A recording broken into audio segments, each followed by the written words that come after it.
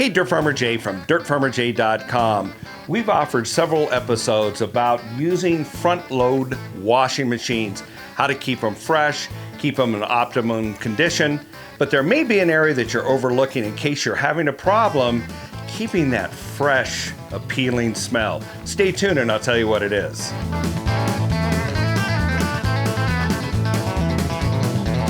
Hey, Dirt Farmer Jay here from dirtfarmerjay.com. We really do love our front load washing machine. We never knew that it would be such a divisive issue. There are some people that just don't like front loaders, and there's others that love them. We're the ones that love them because they do such a great job of cleansing our clothes with a minimum of laundry product.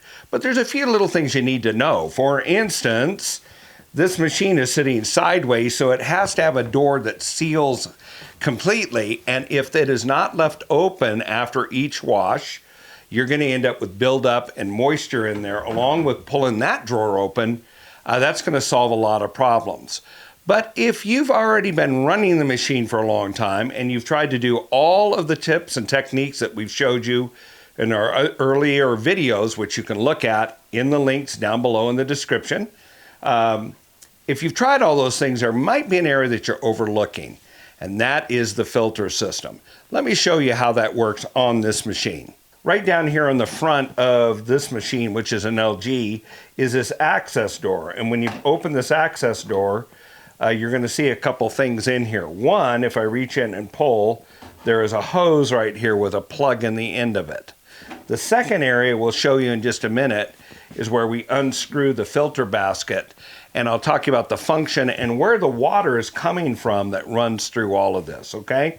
So the first thing we're going to do is we're going to empty out any residual water. Now, where this residual water came from is after the machine finished its cycle, there's a little bit of water that collects in the tub, not the tub you can see when you look through the door, but the tub behind the tub. And there's a low area because it's slanted down, and it drains off the remaining water down in here.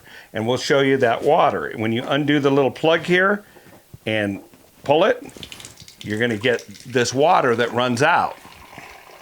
As you can see, there's a little bit of soap residue in it because it's the very tail end of it. And, you know, there's a moderate amount that is there, just the very tail end. Okay, so now we've drained that. We're going to go ahead, put back in the plug here, and restow the hose here. Now the second thing you're going to do is going to reach in here and turn the cylinder here, and notice the sequence I did it in because you don't want to pull this out first, otherwise all the water you saw there will flood out the front here and all over the floor. And now we have a little basket here, and this was cleaned about a month ago, and there is very little trapped in it. So what is the function of this basket here? What is it doing? Well, it's capturing objects that could harm the machine, get into gaps or into bearings, cause the bearings to wear prematurely, or to go into the drain system and clog up the drain, and there you end up with back water all over everything, or clog up your plumbing system. So what types of things get caught in here? Well, that would include things like keys, coins, paper clips, fingernail clippers, small children's toys, jewelry, those kinds of things. The idea is to capture it here, and how it's captured is when the machine is running, it's actually running water and what's coming out of this rinse water through this.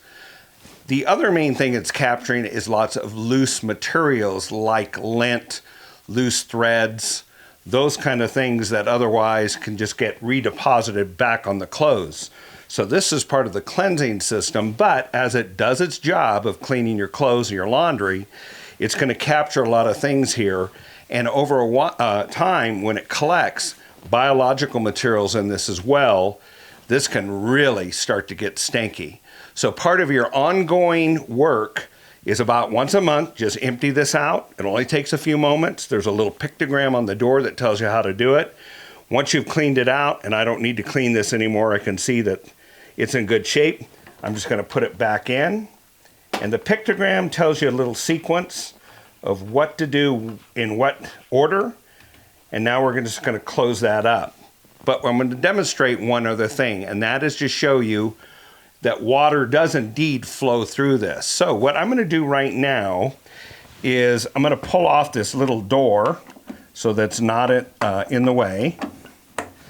And it makes it easier to see here and to place this bucket there. I'm going to put a catch bucket and I'm going to pour water, and let's see where the water goes. Okay, we have a plastic pail here. It's about half full of water. I'm going to go ahead and pour it in here. And so it's in the tub there, the perforated tub, and the inner tub is holding it in place. But now we're going to go down to this lower bucket here. I'm going to open this spigot here and let's see what we get.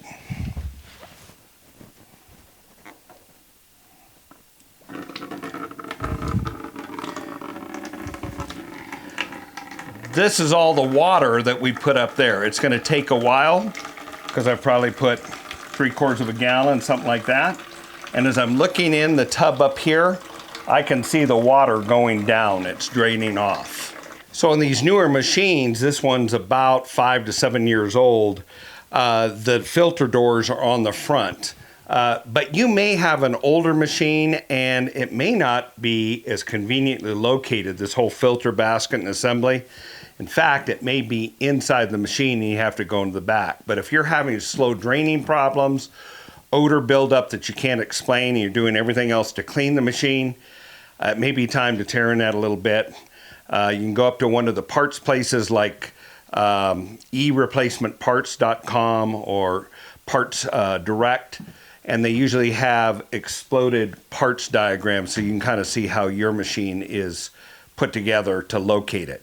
Let's hope you've got a front accessible just like this so it makes it really easy to maintain it ongoing. Now, you may have just encountered us for the first time and you have not seen the other video that talks about all the ways to get rid of front washer stink.